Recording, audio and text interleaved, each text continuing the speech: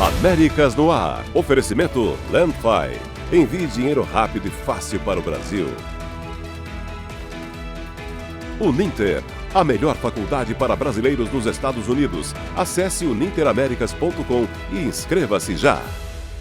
Governo dos Estados Unidos amplia rastreamento de quem tem green card e fica muito tempo fora do país. Dólar cai e investidores fogem dos Estados Unidos rumo ao Brasil. Governo brasileiro aciona Estados Unidos para entregar o ex-deputado federal Alexandre Ramagem, condenado por tentativa de golpe. Menina de 7 anos sofre overdose acidental após imitar a mãe e usar caneta emagrecedora Mondiaro.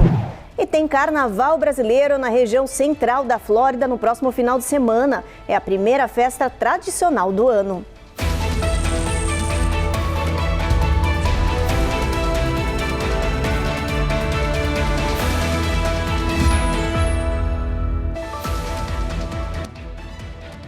Olá, o Jornal Américas no Ar está começando.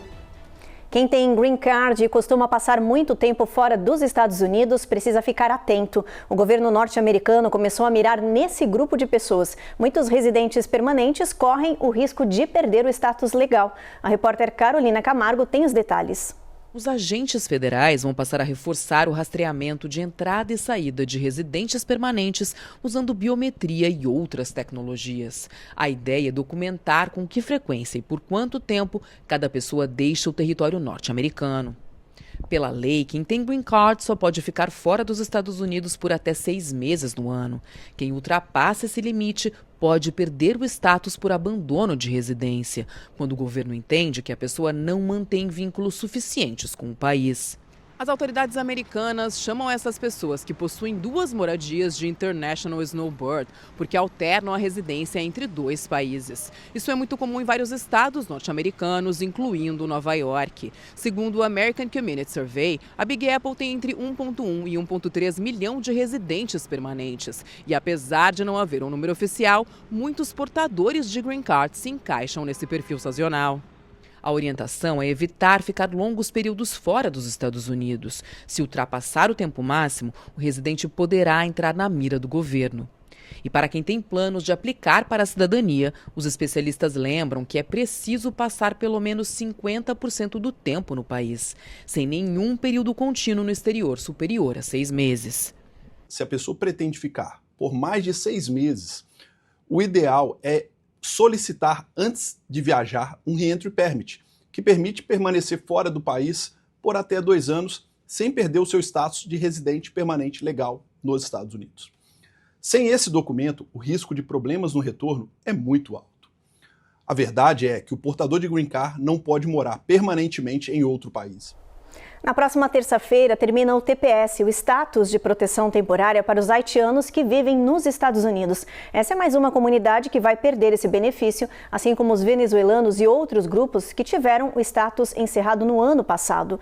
E um dos lugares que mais deve sofrer com essa medida é Miami, que tem um alto número de haitianos vivendo. As operações do ICE no centro e no sul da Flórida devem começar na semana que vem e já preocupam os brasileiros que vivem na região. Comunidades já estão registrando o aumento de agentes do ICE nas ruas do estado, com o fim do TPS no dia 3 de fevereiro.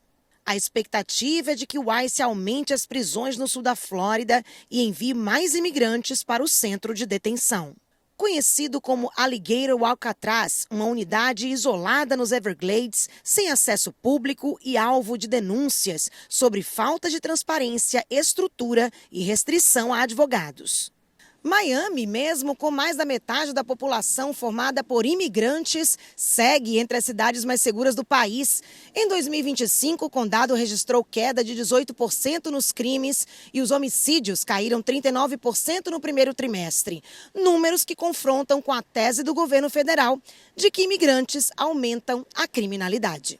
Na Flórida, o número de agentes federais já foi reforçado e uma nova operação deve começar na semana que vem. Os brasileiros já estão preocupados com a alta movimentação de agentes federais na região. A gente fala agora sobre a prisão Alligator Alcatraz. A disputa contra o centro de detenção do ICE ganhou um novo capítulo e está sendo visto como uma vitória para ambientalistas e imigrantes como os brasileiros. Um juiz determinou que a agência estadual responsável pela prisão, que é localizada em uma área protegida dos Everglades, divulgue todas as comunicações trocadas com o governo federal. O prazo para liberar e-mails, mensagens e documentos é 12 de fevereiro. Na decisão, o juiz afirma que a agência deve cumprir as leis de transparência do Estado em relação ao centro de detenção. Essa decisão reforça um princípio básico da democracia americana. Aqui, transparência ela não é opcional. A Justiça deixou claro que o Estado não pode invocar sigilo de forma genérica para esconder comunicações oficiais, principalmente quando envolvem políticas que são sensíveis e ainda impactam diretamente a população. Até agora, o governo da Flórida alegava questões de segurança e de sigilo. Mas com a decisão judicial, tudo pode mudar. A medida ocorre em meio a uma batalha legal de 6 meses entre o Estado, ambientalistas, ONGs e advogados de imigração. A prisão é questionada por ter sido aberta em uma área ambiental, protegida e sem estrutura adequada para receber imigrantes indocumentados. Os documentos devem revelar os planos do governo da Flórida para o Alligator Alcatraz, funcionamento, estrutura, uso do local e detalhes sobre um financiamento federal de 600 milhões de dólares que pode configurar violação de lei ambiental e forçar o fechamento do local. A Florida Sunshine Law ela existe justamente para garantir que o contribuinte saiba como decisões são tomadas e com quem o governo dialoga. O centro foi criado há 6 meses, com capacidade para 3 mil imigrantes. Desde então, já recebeu cerca de 20 mil detidos. Por estar em uma área isolada e de difícil acesso, advogados, legisladores, médicos e grupos civis não conseguem verificar as condições atuais da unidade. No próximo bloco, dólar cai e investidores fogem dos Estados Unidos rumo a economias mais seguras, entre elas o Brasil. E ainda, governo do Brasil aciona os Estados Unidos para entregar o ex-deputado federal Alexandre Ramagem, condenado por tentativa de golpe.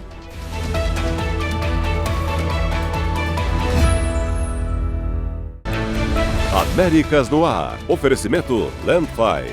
Envie dinheiro rápido e fácil para o Brasil. Uninter, a melhor faculdade para brasileiros nos Estados Unidos. Acesse uninteraméricas.com e inscreva-se já.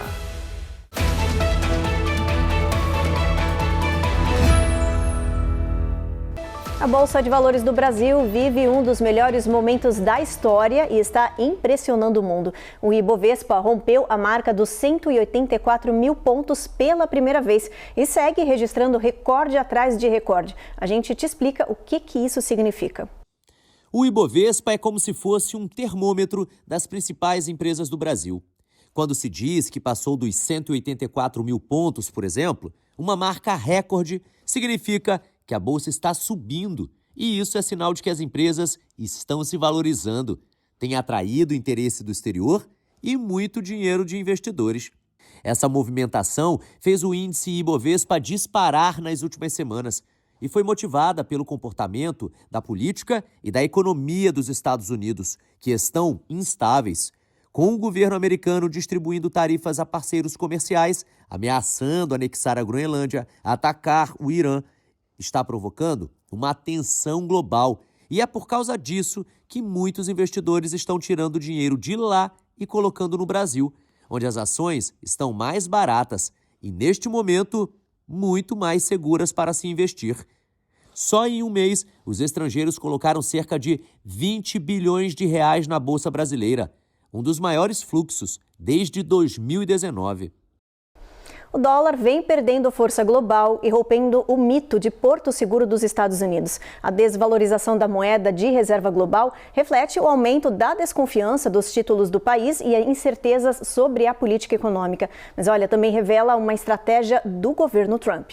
O dólar caiu ao menor nível em quase 4 anos, mesmo com Trump dizendo que a moeda está ótima.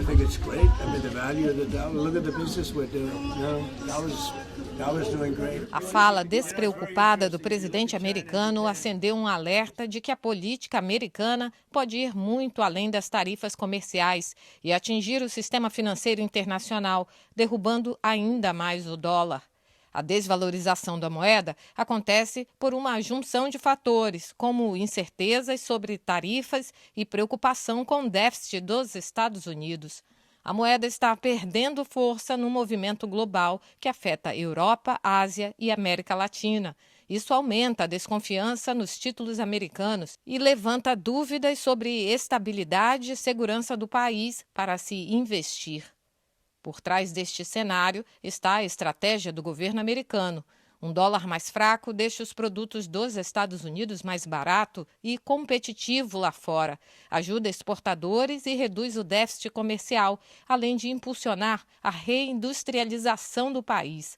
Mas, ao mesmo tempo, encarece importações, aumenta o risco de inflação e pode abalar a confiança na moeda a um nível irreversível. Na Casa Branca, o presidente americano fez uma série de declarações sobre política externa e segurança internacional durante uma reunião de gabinete. Trump falou sobre Venezuela, operações contra o tráfico, pirata somali e a guerra na Ucrânia, além da pressão sobre o Irã. As informações com Matias Brotero. Donald Trump elogiou a atual liderança da Venezuela e disse que grandes petrolíferas americanas avaliam projetos na região. Além disso, determinou a reabertura do espaço aéreo venezuelano. O republicano voltou a defender operações terrestres contra o tráfico de drogas e disse que deu permissão para a realização de ataques a embarcações piratas da Somália nos moldes das ofensivas contra barcos supostamente usados por narcotraficantes no Caribe. Sobre a guerra na Ucrânia, Trump disse que pediu ao presidente russo Vladimir Putin para suspender os bombardeios a Kiev por uma semana por causa do frio intenso e que o pedido foi aceito. Em relação ao Irã, o governo americano mantém pressão e não descarta ações militares.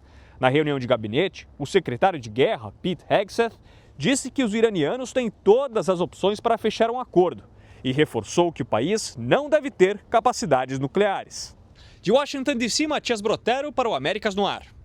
O presidente Donald Trump anunciou a nomeação de Colin McDonald para um novo cargo de secretário assistente da Justiça para a fiscalização de fraudes, uma função criada recentemente pelo governo. O anúncio foi feito pelo próprio presidente na rede social. McDonald atualmente atua como vice-procurador adjunto associado no Departamento de Justiça. Segundo o vice-presidente J.D. Vance, o novo posto terá poderes semelhantes aos de um procurador especial, mas vai reportar diretamente para ele e para Trump. A criação do cargo faz parte da estratégia da administração para reforçar o combate a fraudes, especialmente no estado de Minnesota.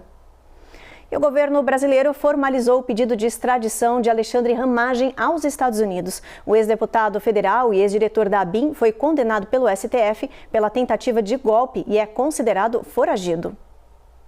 Segundo a Polícia Federal, Ramagem deixou o Brasil clandestinamente antes do fim do julgamento de participação da trama golpista, em setembro do ano passado, e viajou para os Estados Unidos a fim de evitar uma ordem de prisão. Com a sentença definitiva, o STF autorizou um mandado de prisão e abriu o caminho para a inclusão do nome dele na lista vermelha da Interpol. A difusão vermelha permite que ele seja localizado e detido, mas cada país decide como agir. Aqui nos Estados Unidos, um alerta internacional não obriga a prisão. É preciso base legal ou tratado de extradição. O pedido do brasileiro já foi enviado a Washington, mas o caso é delicado. Os Estados Unidos podem entender a condenação como política e recusar a entrega. Mesmo que aceitem, o processo é lento e não há prazo para o retorno de Ramagem ao Brasil. Depois de 6 meses empacada, a única casa do arquiteto brasileiro nos Estados Unidos, Oscar Niemeyer, é vendida por 11 milhões de dólares. Você vai ver também menina de 7 anos que sofreu uma overdose acidental após imitar a mãe e usar a caneta emagrecedora Mondiaro.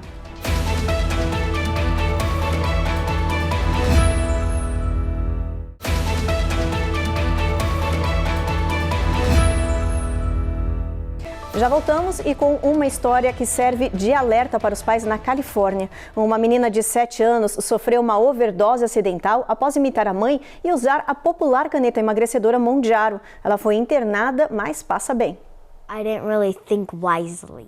Jessa, de 7 anos, tinha visto sua mãe injetar o medicamento. Então, quando sentiu dor de estômago, ela imitou o que tinha visto. A menina pegou a caneta emagrecedora Mounjaro da geladeira e injetou em si mesma. Em poucas horas, ela começou a vomitar e ficou perigosamente fraca. O Centro de Controle de Intoxicação disse à mãe que os médicos não poderiam fazer nada além de esperar, já que não havia como reverter uma overdose de GLP-1. Jessa vomitou por dias e ficou gravemente desidratada. Foi hospitalizada 2 vezes e recebeu soro intravenoso, enquanto o medicamento saía lentamente de seu organismo. A menina se recuperou, mas a mãe decidiu fazer o alerta para outras famílias, para não deixar o medicamento à vista das crianças na geladeira. O YouTube vai passar a usar inteligência artificial para identificar usuários menores de 18 anos no Brasil. A medida, segundo a plataforma, faz parte do pacote de segurança voltado a adolescentes. O sistema já funciona nos Estados Unidos e em países da Europa e chega ao Brasil, a Singapura e a Austrália nas próximas semanas. A tecnologia vai analisar padrões de uso, como tipos de vídeos pesquisados, categorias assistidas e até a longevidade da conta, para estimar a idade do usuário. Se o sistema identificar um menor de idade, o YouTube ativa automaticamente proteções, desativa a publicidade personalizada, liga ferramentas de bem-estar digital e limita recomendações que levem a visualizações repetitivas. Se houver erro na estimativa, o usuário pode confirmar a maioridade com um documento oficial ou cartão de crédito. Outras plataformas também correm para reforçar a segurança de jovens. O Roblox, por exemplo, ampliou a verificação de idade, incluindo leitura facial e consentimento dos pais. Já o TikTok adotou uma nova tecnologia de detecção na Europa. E o ChatGPT passou a implementar um sistema global de verificação para proteger crianças e adolescentes. As máquinas de escrever estão voltando à moda aqui no país e quem está liderando esse retorno é um colecionador apaixonado conhecido como Typewriter Tom. Ele restaura modelos antigos e leva o hobby para as escolas e até criou um clube para ensinar as novas gerações como mexer na máquina de escrever. Em um mundo dominado por telas, um som do passado voltou a chamar a atenção. E quem está por trás desse renascimento é Tom Hemkoff, ou como ficou conhecido nas redes, Typewriter Tom. Ele coleciona, restaura e ensina a usar máquinas manuais, algumas com mais de 100 anos, e diz que a geração jovem está descobrindo o prazer de escrever sem internet, sem distrações. I think all of these people have found that the typewriter enables that creative process. Existe algo especial no toque, no som, na conexão que você tem com uma máquina de escrever, diz Tom. Ele leva as máquinas para escolas, mostra como funcionam e incentiva os alunos a escrever à mão. Ele diz que muitos nunca tinham visto uma de perto e ficam encantados. Nas redes sociais, o movimento ganhou força. Vídeos de políticos, jovens e cantoras digitando em modelos clássicos e ajudaram a popularizar o estilo retrô. E para quem pensa que é só nostalgia, Tom garante que não. Ele criou um clube local para ensinar reparos, trocar peças e manter a cultura viva. Tudo para incentivar a volta dessa máquina. Para Tom, as máquinas de escrever não são apenas objetos antigos. São uma forma de criar, pensar e se conectar de um jeito que a tecnologia moderna não consegue reproduzir. A única casa projetada por Oscar Niemeyer nos Estados Unidos foi finalmente vendida depois de mais de 6 meses parada no mercado. O imóvel em Santa Mônica, na Califórnia, saiu por 11 milhões de dólares, cerca de 60 milhões de reais. O comprador não teve o nome divulgado e a compra foi intermediada pelo ex-marido de Ariana Grande, que é corretor de imóveis. O preço final da residência ficou muito abaixo do inicial. A casa tinha sido listada por quase 20 milhões de dólares, mas como não vendia, teve o preço rebaixado e acabou saindo por 11 milhões de dólares. O imóvel tem 480 metros quadrados, 5 quartos, 6 banheiros, paredes de vidro e piscina e fica em uma das ruas mais valorizadas de Santa Mônica. Niemeyer desenhou a casa à distância porque não conseguia visto para entrar nos Estados Unidos. A mansão ficou pronta em 1964 e é considerada uma raridade. No próximo bloco, o ciclone bomba se forma e deve atingir o sul e leste dos Estados Unidos no final de semana. E ainda vai acontecer a primeira festa brasileira de carnaval do ano na região central da Flórida no próximo final de semana.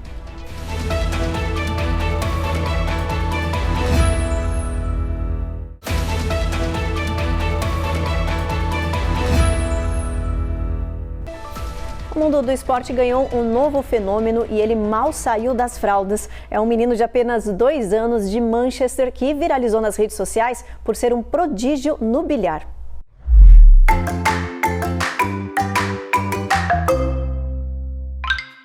Jude Owens se tornou a pessoa mais jovem do mundo a conquistar 2 títulos do Guinness World Records. O primeiro foi o Snooker Double Pot, aos 2 anos e 261 dias. O segundo, o Pool Bank Shot, veio algumas semanas depois. Inspirado pelo pai, Jude começou a jogar sinuca depois de ganhar uma pequena mesa de presente. Hoje, já domina técnicas avançadas que desafiam até adultos. O talento impressionou tanto que ele foi convidado para o Campeonato Britânico de Snooker em 2025 e ganhou até patrocínio.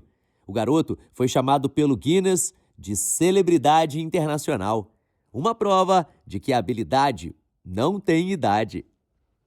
Tem mais alerta de clima à vista. As autoridades estão dizendo que um ciclone bomba está se formando e deve atingir o sul e leste dos Estados Unidos no final de semana. O sistema promete neve pesada, ventos fortes, inundação costeira e até condições de nevasca em algumas áreas. A neve começa na noite de sexta nos Apalaches, na divisa entre o Tennessee e Carolina do Norte e se espalha no sábado pela Geórgia, Carolina do Sul, Carolina do Norte e também Virgínia.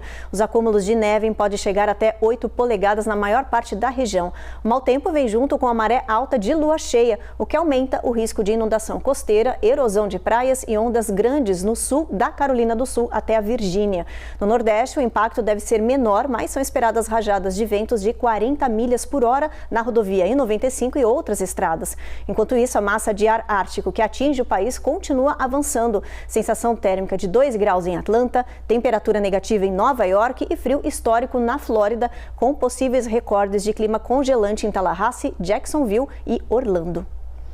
E já que a gente está falando de clima, vamos dar uma olhadinha na nossa tabela, ver como é que vai estar amanhã a temperatura em boa parte do país. Olha, de Boston a Charlotte, de Boston a Norfolk não tem nuvem, é só sol nessa região, mas olha, Boston vai ser -1 de negativa e máxima de 16. Atlanta, Jacksonville e Tampa tem sol brilhando nessa região, mínima de 23, mínima de 51 em Tampa. E Miami tem previsão de chuva ao longo do dia, máxima de 71 graus. Houston até El Paso, a gente tem apenas nuvens nessa área, a mínima vai variar entre 35 e 38. Houston, olha, mínima de 38, máxima de 52. Albuquerque, o sol vai estar brilhando forte. Los Angeles, a gente tem sol, Las Vegas também, mínima de 41 em Las Vegas, máxima de 66. Salt Lake City, a gente tem nuvens, mínima de 28, máxima de 48 graus.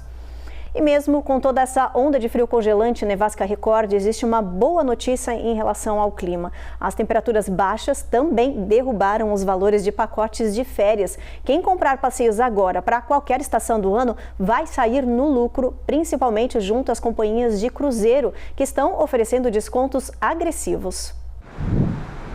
Com o frio intenso em grande parte do país, muita gente está de olho em praias ensolaradas. E este é o momento certo para reservar um cruzeiro. Segundo a especialista em viagens Emily Kaufman, da Travel Mom, as companhias costumam oferecer descontos entre janeiro e março, período conhecido como Wave Season. You can find deals, discounts, incentives and offers all across the board. A AAA estima que quase 22 milhões de pessoas devem embarcar em cruzeiros este ano, um recorde. As promoções mudam entre as companhias marítimas. Os preços caíram entre 40% e 75%. This is an incentive to get people thinking about travel, planning and booking their cruises. Emily diz que as viagens podem ser compradas agora e feitas mais adiante, em qualquer mês do ano. Mas a reserva deve ser feita em janeiro. A orientação é pesquisar e comparar pacotes, enquanto os valores estão atrativos, cabendo no bolso da população. A gente termina o jornal em clima de carnaval. Atenção, comunidade brasileira, porque vai começar a temporada de samba e comemoração na região central da Flórida. A primeira edição do chamado Nosso Bloquinho vai acontecer no próximo final de semana. A festa de carnaval será no sábado, dia 31 de janeiro. O grupo Nosso Bloquinho está convocando a comunidade para agitar o primeiro carnaval do ano. Falando do evento bem cultural no Brasil, hoje lá no Brasil, praticamente em todas as cidades o carnaval já podemos dizer que já começou, né? Tem os bloquinhos e a gente aqui em Orlando, a gente tem um pouco da carência das nossas festas brasileiras, então a gente não poderia deixar de fazer um evento desse. O evento vai acontecer no condado de Polk, na Flórida Central, à beira de um dos maiores lagos da região, Lake Hamilton. A área é conhecida por casas de veraneio, marinas e restaurantes e eventos. O local será transformado em um verdadeiro beach club carnavalesco com clima de pé na areia. Apesar da previsão de frio intenso e recorde no final de semana, os brasileiros devem marcar presença e participar da festa. São esperadas bandas de carnaval, muito samba, cantores convidados e DJs locais. Desde já convidar toda a comunidade brasileira, quem não adquiriu o seu abadá ainda, seu ingresso, estamos nos últimos ingressos, tanto do primeiro evento, que é sábado agora de 31 de janeiro, quanto no dia 21 de fevereiro. Né? São 3 atrações sábado agora e 3 atrações no outro sábado, dia 21 de fevereiro. Então, que seja um evento inesquecível, um evento que ficará marcado na memória de cada brasileiro que reside aqui na Flórida. E tem um último recadinho. Se você quiser rever ou compartilhar esta edição, o Américas no Ar também está disponível no YouTube e no Spotify. É só digitar na área de busca Américas no Ar e pronto, lá vai estar disponível para você. O Jornal Américas no Ar então termina agora. A gente agradece a sua companhia e te espera novamente na próxima edição. Até lá!